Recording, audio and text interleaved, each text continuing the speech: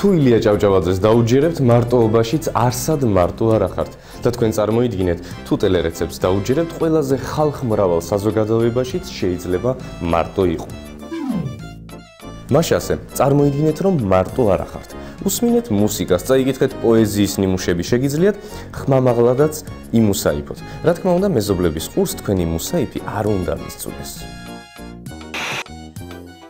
მარტოობასთან საბრძოლველად თქვენ შეგიძლიათ ითამაშოთ სპექტაკლი, სადაც ორი მოქმედი გმირია, თქვენ და ბედი. გულისწუხილის სიტყვებით გადმოცემა დარდს გაგიადვილებთ.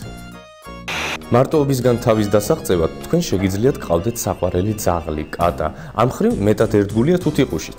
შეგიძლიათ დაურეკოთ ერთგულ მეგობრებს, სასურველია თუ მათ პრობლემებზე კი არა, ყველაზე უფრო ბედნიერ წუთებზე ესაუბრებით.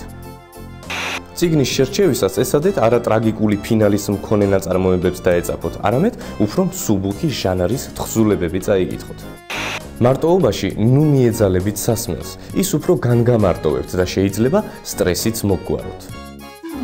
მოკლედ, თუ ცხოვრებაში რაღაც გაუმართლებელმა მარტოობის განცდა მოგვარად, ცხვირს ნუ ჩამოუშვებთ, გაიხსენეთ ტელერეცეპტის რჩევები და ისიც, რომ მარტოობაშიც არსად მარტო არ ახართ.